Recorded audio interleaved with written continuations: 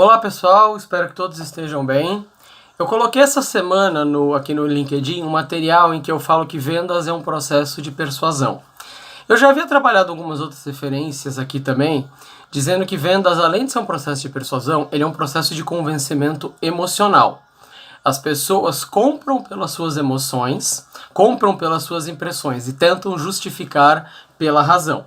Mas é um processo em que, quando o vendedor assume um protagonismo, quando ele assume uma real intenção de influenciar o outro e não apenas posicionar um produto, influenciar o outro, persuadi-lo, entrar no seu mapa de mundo, ele consegue resultados duradouros.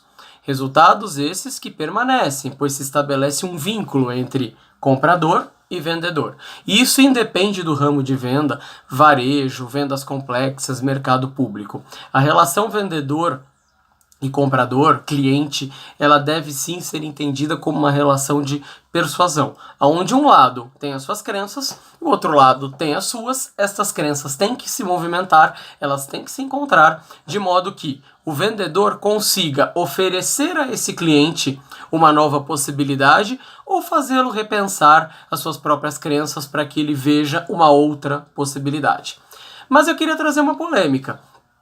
Porque quando a gente fala de vendas como um processo de persuasão, a gente toca numa ferida, que é o vendedor como talento, o vendedor com habilidade inata, como se ele nasceu com aquela característica, fala muito bem, se expressa muito bem, tem uma facilidade, uma certa informalidade no sentido de posicionar informações.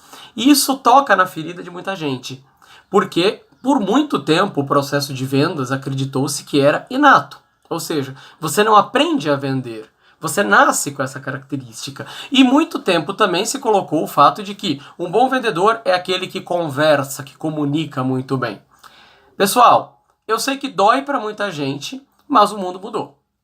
Se por um tempo isso atendeu, e isso foi uma crença muito forte, baseada num outro modelo de mercado, com menos produto, com menos concorrência, onde praticamente você tinha uma ou duas marcas, independentemente do segmento, que dominavam aquele mercado. O cliente, o comprador, com poucas opções, ele não tinha muito o que fazer, então ele ficava na mão do vendedor. E um cliente que tinha pouco acesso à informação, naturalmente, aquele que tinha um dom, aquele que tinha mais informação se posicionava melhor. O mundo mudou. O mundo hoje, o cliente tem muita informação. O cliente quer fazer escolhas racionais, conscientes e que tenham valor agregado, não é apenas o preço. Ele quer saber o porquê daquilo. A concorrência está aí e todo mundo no mesmo nível de qualidade.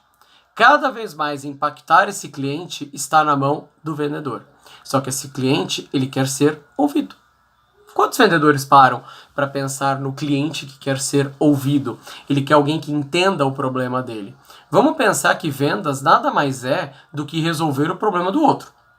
A jornada de compra clássica de marketing é: eu compro porque eu tenho um problema. Eu analiso opções, avalio as possibilidades, faço a minha escolha, resolvo o meu problema.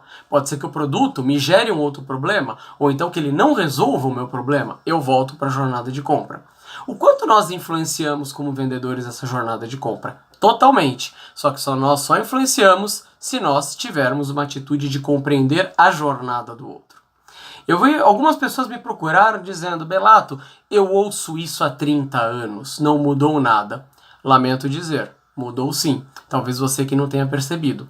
Porque se há 30 anos começou-se a falar disso e cada vez mais se fala nisso, significa que tem muita gente ainda entendendo vendas como um processo inato, em que a pessoa nasce ou não nasce como vendedor.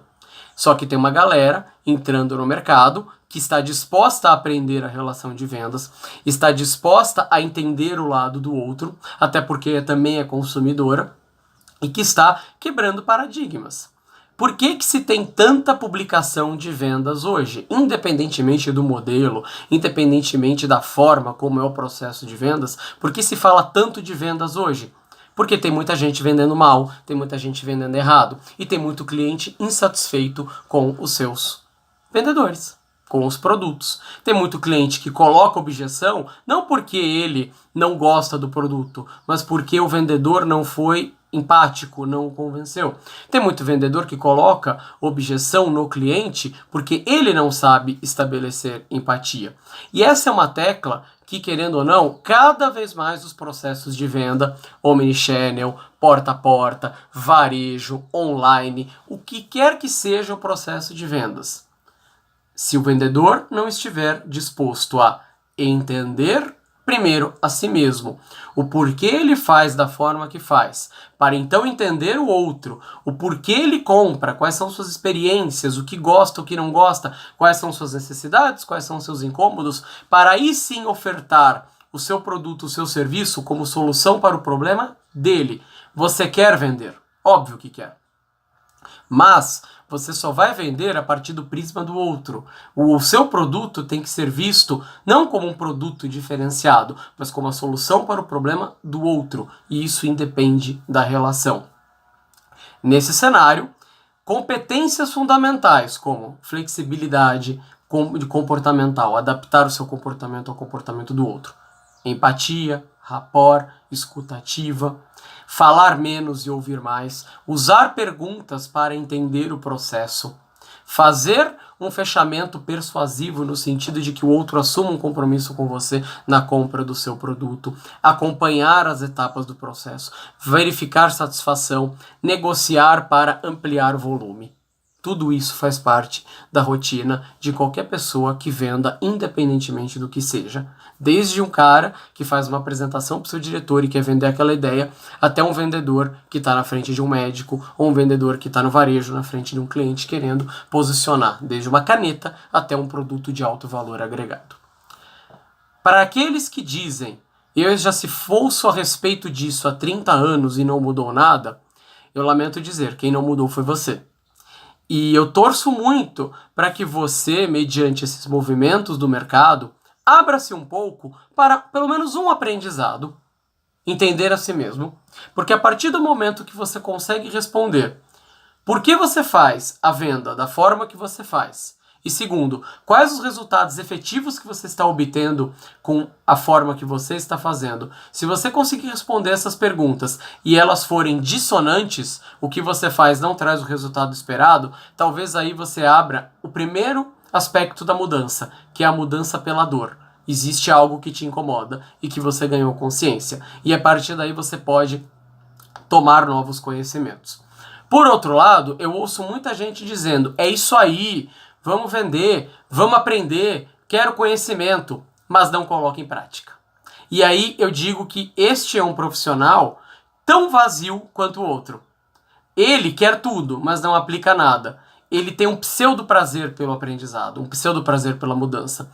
A venda, o aprendizado da venda, ele só se concretiza quando você aprende uma técnica e quando você pratica, seja em grupos simulados, seja na frente do seu cliente. Você já parou hoje numa relação de vendas que você tem ou que porventura vai ter, depois de ver esse vídeo, para ouvir o seu cliente e fazer duas perguntas simples para ele? Eu queria entender como eu posso te ajudar a resolver o seu problema. Você pode me dar mais informações? O que mais te aflige hoje? Quais são os seus critérios na escolha de produto A e não produto B? Eu gostaria de entender isso para ver como eu posso te ajudar e fazer parte das suas escolhas. Duas perguntas muito simples, abertas, em que o cliente, primeiro, pode ficar um pouco constrangido, mas ele vai falar. Ele vai falar muito mais do que você esperava que ele falasse e ele vai falar infinitamente muito mais do que simplesmente você apresentasse. Técnica só vira hábito com prática. Quanto menos você pratica, menos o conhecimento serve. Isso serve para vendas também. Inclusive para quando a gente repete formatos. Eles se solidificam e a gente se fecha para novos aprendizados. Portanto, venda é um processo de aprendizado. Venda é um processo mutante. É um processo emocional e é um processo de conexão. Você resolve o problema do outro. Simples assim. Espero que tenha gostado. Deixe seus comentários. Um grande abraço. Até a próxima.